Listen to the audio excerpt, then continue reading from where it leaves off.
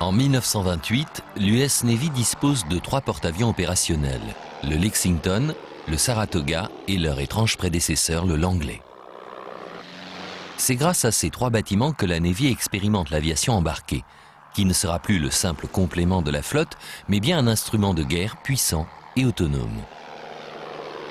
Car dans une escadre traditionnelle, le porte-avions, élément subsidiaire de l'artillerie de marine, ne peut démontrer tout son potentiel.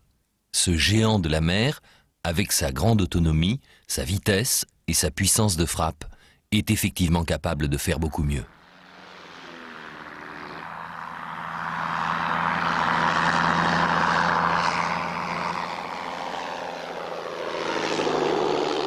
Au cours d'une série de grandes manœuvres navales, les porte-avions prouvent qu'ils sont à la hauteur des attentes des spécialistes de l'aviation.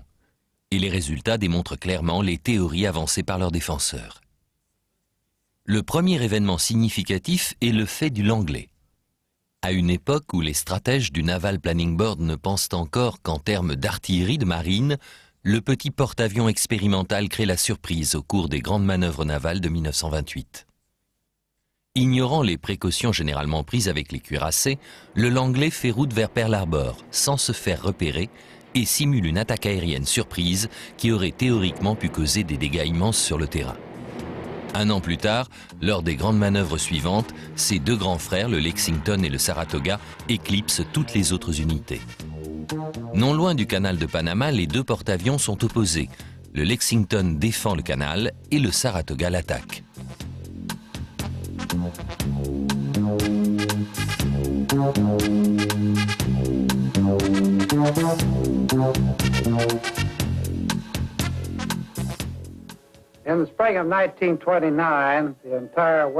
Au printemps 1929, toute la flotte de la côte ouest s'est rendue au sud de Panama. C'étaient les grandes manœuvres annuelles qui, cette année-là, devaient démontrer l'efficacité des nouveaux porte-avions et des nouvelles techniques de bombardement en piqué. À l'époque, je commandais le DP-2, une escadrille de chasse également équipée pour emporter des bombes. Pour cet exercice, la flotte était divisée en 2. L'amiral Reeves commandait la force assaillante, le Saratoga et tous ses navires d'accompagnement. L'amiral Reeves était un homme très avisé. Pour le premier exercice, il décida de faire une grande boucle assez loin vers le sud, pour éviter de se faire repérer, afin d'arriver à portée de frappe des écluses de Panama avant l'aube.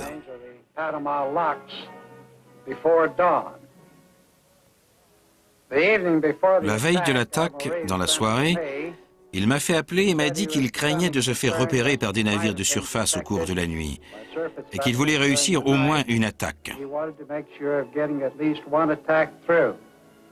Il m'a proposé de me faire décoller avec mon escadrille à 2 heures du matin.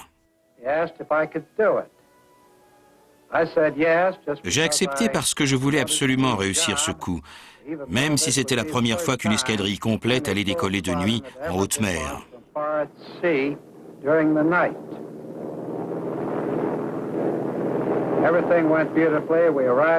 Tout s'est merveilleusement bien passé. Nous sommes arrivés au-dessus des écluses juste avant l'aube. Il faisait encore noir. Nous avons réussi un formidable bombardement à piqué. Les bombardiers ont attaqué, les avions de reconnaissance aussi, et les autres escadrilles de chasse ont enveloppé tout le secteur au-dessus de Flores. Mon escadrille devait s'occuper de ce qui étaient alors les avions de l'Army Air Corps, sur l'embouchure atlantique du canal. Il n'y avait personne et nous sommes passés au-dessus de la base, détruisant fictivement tous leurs avions. Vers 8-9 heures du matin, tout était fini. La commission d'arbitrage a déclaré que les assaillants avaient gagné la guerre parce que le canal de Panama avait été tellement endommagé par cette attaque fictive qu'il n'était plus praticable. Au sol, personne n'avait bougé. Nous sommes remontés, attendant les réactions des troupes terrestres, et l'Army Air Corps est enfin apparue. Nous nous sommes battus escadrille contre escadrille. Les avions de la Navy pourchassaient chaque appareil de l'Army.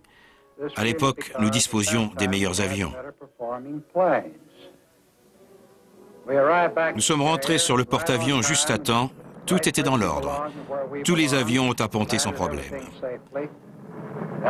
Les hommes étaient si contents qu'ils se sont précipités sur le pont pour nous demander comment ça s'était passé. Et nous avons su alors que cet exercice avait démontré la valeur de l'aviation embarquée, prouvé l'efficacité des nouvelles tactiques de bombardement en piqué et sûrement convaincu la Navy.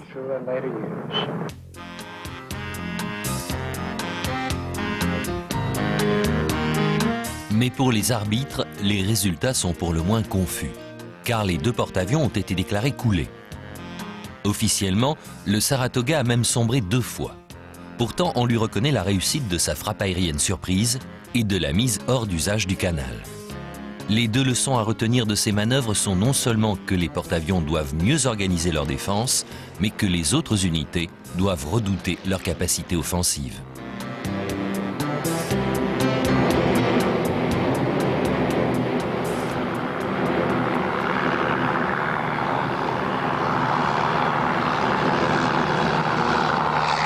Jusqu'en 1939, ces grandes manœuvres se déroulent une fois par an. En 1932 et en 1938, les attaques aériennes simulées sur Pearl Harbor prouvent l'efficacité de l'aéronaval. Loin d'être inutiles, ces manœuvres permettent d'élaborer, de tester et d'adopter des procédures d'attaque efficaces. Depuis la hunette jusqu'au pont d'envol, les matelots se familiarisent avec leur nouvelle arme. Les amiraux et les capitaines apprennent à maîtriser leur navire et leur puissance de frappe avec autant d'aisance et d'habileté tactique que les commandants de cuirassés. Dans les airs, les avions de l'US Navy continuent de perfectionner la formule biplan. La portance supplémentaire apportée par les 2 voilures permet des vitesses d'approche beaucoup plus lentes, donc plus sûres, tout en réduisant la longueur d'atterrissage. En outre, au cours des années 30, les configurations monoplans font d'énormes progrès et les avantages des biplans s'effacent peu à peu devant leur vulnérabilité. En cas de conflit, l'efficacité des porte-avions est liée à celle de leurs avions. Le Ranger, premier navire de l'US Navy conçu spécifiquement comme un porte-avions, est lancé en 1933. Il correspond au désir de la marine de multiplier ses capacités aéronavales. Les traités de limitation des forces navales laissent aux États-Unis une certaine marge quant à la quantité de porte-avions autorisés. Et l'US Navy tient à s'aligner sur les quotas en construisant un grand nombre de petits porte-avions. Le Ranger est le premier d'entre eux, mais jaugeant seulement 13 000 tonnes, il ne sera jamais assez puissant pour assurer le rôle de porte-avions d'attaque. Il est trop lent pour opérer aux côtés des gros porte-avions et trop vulnérable pour être efficace par lui seul.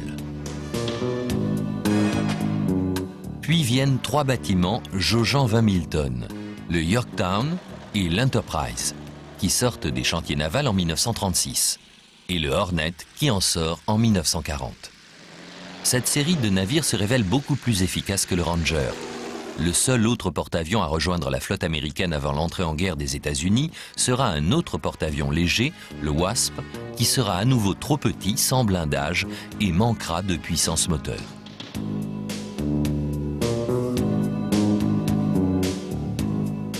Avec le Langley reconstruit et reconverti en transporteur d'avions, les États-Unis disposent à la veille de la guerre de 7 porte-avions. Les navires de la classe Essex, conçus et perfectionnés sur les bases de la solide expérience acquise par l'US Navy, élément essentiel dans le conflit à venir, n'entreront en service qu'en décembre 1942. La tension monte au cours des années de paix. Et les responsables des forces de défense des États-Unis, voyant venir la guerre, font tout pour y être au mieux préparés. Parmi eux, l'amiral Keane, commandant le groupe de bataille de porte-avions pendant les manœuvres de 1938, qui font une fois de plus état de la vulnérabilité de Pearl Harbor. En effet, pour la 3e fois, les porte-avions américains peuvent s'approcher sans se faire repérer et lancer des raids de grande envergure avec succès sur le port et ses défenses. Les défenseurs de Honolulu ont encore beaucoup à apprendre. Principale base avancée des États-Unis dans le Pacifique, Pearl Harbor est décidément mal protégée. Cette fois-ci, le Saratoga et le Lexington étaient de notre côté. Il s'agissait d'entrer dans le territoire de la Navy, et de couler à la bombe ou à la torpille tous les navires que nous pourrions trouver. Pendant ce temps, les chasseurs étaient chargés de clouer au sol leurs homologues de l'Army Air Corps. Ce pourrait être la description de l'attaque japonaise qui va se produire 3 ans plus tard. Les manœuvres de la flotte continuent à tester les points faibles du plan de défense alors en vigueur et démontrent que dans bien des domaines, l'Amérique n'est pas prête à s'engager dans un conflit majeur. L'arrivée de Roosevelt à la Maison-Blanche redonne à la marine ce qui lui manque, l'appui du pouvoir exécutif. Mais il y a encore beaucoup à faire et le Congrès, isolationniste, n'est pas convaincu de la nécessité d'engager des dépenses massives pour la défense du pays.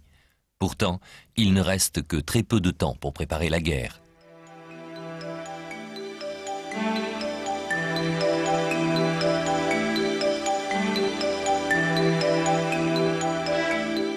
Dans le Pacifique, il n'y a qu'un adversaire possible, le Japon. Mais nombreux sont les Américains qui ne croient pas qu'un tel pays, dont la culture apparaît comme moyenâgeuse, puisse représenter une menace réelle, et ce en dépit des évidences. Un militarisme forcené, une puissance industrielle incontestable et un expansionnisme déterminé. Malgré leurs agressions envers la Chine et la Mandchourie, les Japonais ne semblent pas être assez stupides pour s'attaquer à plus fort qu'eux. Pour l'Amérique, la hargne belliqueuse du Japon n'est que bluff. Son industrie de base, pourtant solide, est étriquée et son manque de matières premières stratégiques est évident. La politique des États-Unis envers le Japon paraît souvent brutale et condescendante. Mais peu de gens connaissent la sophistication des armements et la qualité des forces armées japonaises, de même que leur lien de plus en plus étroit avec l'Allemagne nazie. Pourtant, les experts américains de la défense connaissent depuis longtemps la puissance militaire du Japon et la prennent très au sérieux. L'Empire du Soleil Levant a déjà fait preuve de brutalité. L'efficacité et la détermination de ses soldats, ainsi que les plans de bataille osés de ses généraux, ont eu raison de ses adversaires.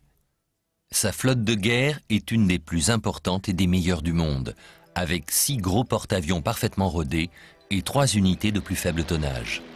Supérieure en nombre, elle dispose de l'intégralité de ses bâtiments, alors que les États-Unis n'ont que 3 porte-avions dans le Pacifique. Les porte-avions japonais sont de qualité très variable. Les 3 porte-avions de faible tonnage ne sont pas les plus inquiétants, contrairement aux grosses unités qui s'attaqueront à Pearl Harbor. Ce n'est pas la première fois que le Japon va entrer en guerre sans prévenir. En 1904, le conflit russo-japonais avait commencé avec l'arrivée de la flotte nippone sur la base navale de Port Arthur. La surprise avait été totale et la victoire fulgurante.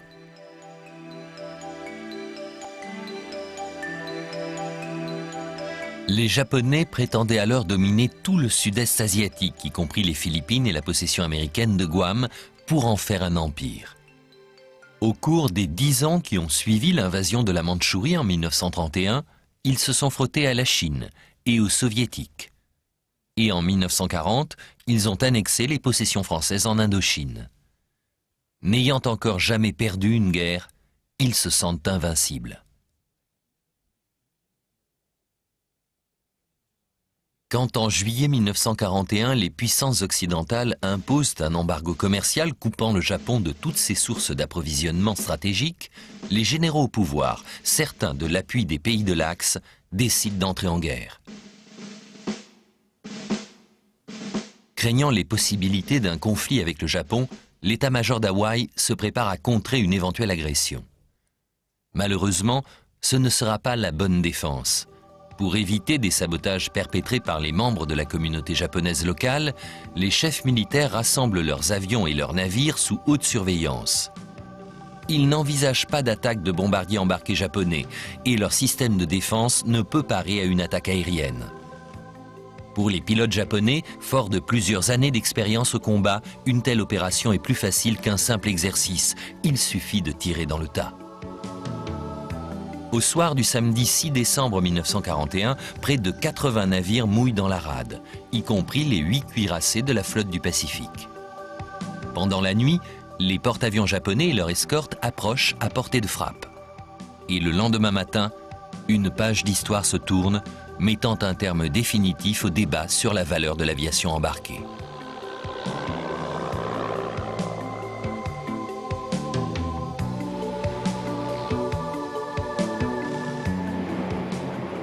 De 6h à 7h15, 360 avions décollent des 6 porte-avions à 300 km au nord d'Hawaï.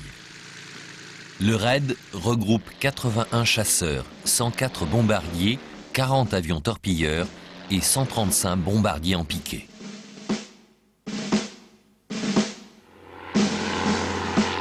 Après avoir constitué leur formation, les avions mettent le cap sur Oahu. À 7h55, ils arrivent sur Pearl Harbor, surprenant les opérateurs radars et entament les bombardements.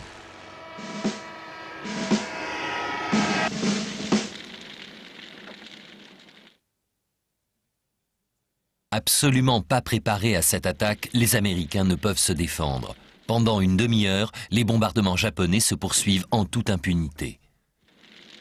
Les terrains d'aviation sont touchés dès la première vague et au même moment, le port est attaqué à la torpille.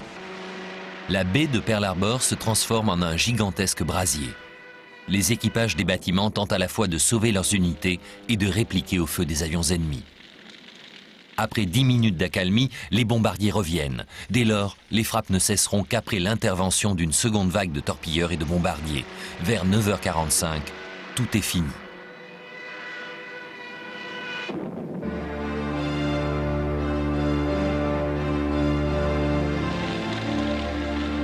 Au cours de la matinée, les Japonais ont perdu 29 avions. Un préjudice dérisoire au regard de leur victoire. Pour les Américains, le bilan est beaucoup plus lourd. Les assaillants ont réussi à couler ou sérieusement endommager 8 cuirassés, 3 croiseurs, 3 destroyers, 4 autres bâtiments et plus de 180 avions.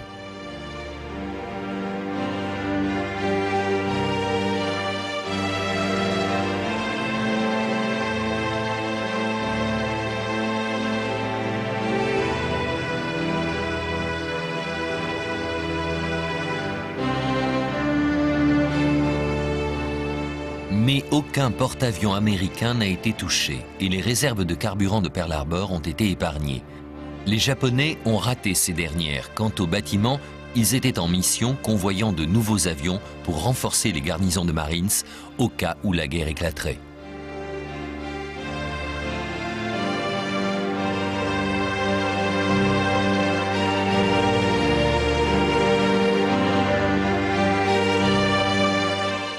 Les bases aériennes ont été les cibles prioritaires, comme l'aurait été tout porte-avions présent dans le port, cela afin de protéger les vagues aériennes suivantes.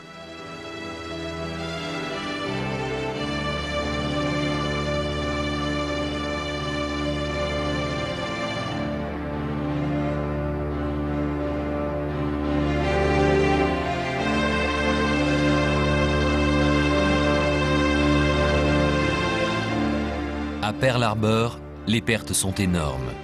2403 tués et 1178 blessés. Mais malgré ce carnage et ces destructions, la sauvegarde miraculeuse des porte-avions annonce la future défaite japonaise. Les chefs d'état-major de la marine japonaise veulent à tout prix les détruire et leur impatience à les affronter les conduira à la défaite de Midway. Autonomes, rapides et lourdement armés, les navires américains croisant en haute mer avec leurs avions sont les seuls obstacles majeurs au désir japonais d'expansion dans le Pacifique.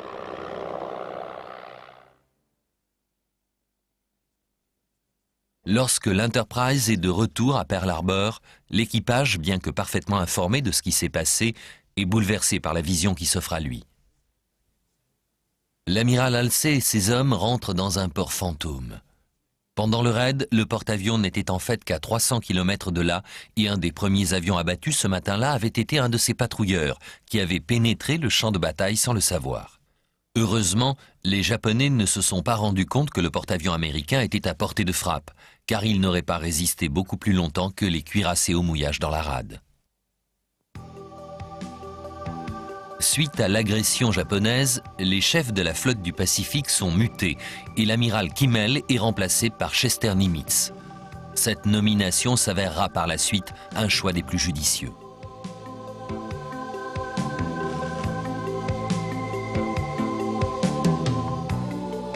Pendant que les Japonais profitent de 6 mois de suprématie durant lesquels ils vont conquérir l'Asie, la puissance industrielle des États-Unis, réveillée tardivement par l'administration Roosevelt, passe à la vitesse supérieure. l'Empire du Soleil Levant ne vivra pas aussi longtemps que l'espèrent les Japonais.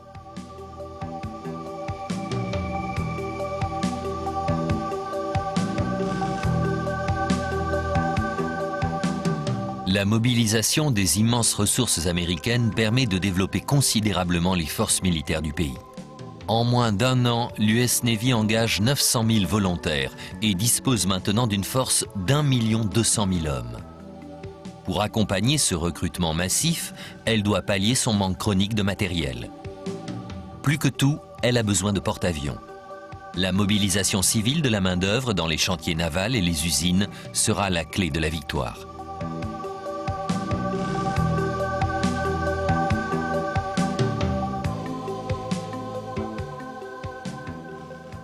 La puissance de l'US Navy fut bien entendu largement affectée par les pertes de Pearl Harbor. Et pendant la sombre année qui suivit, les porte-avions en service supportèrent l'essentiel de l'effort de guerre. Mais pendant ce temps, sur les cuirassés, les équipages réparaient les dégâts.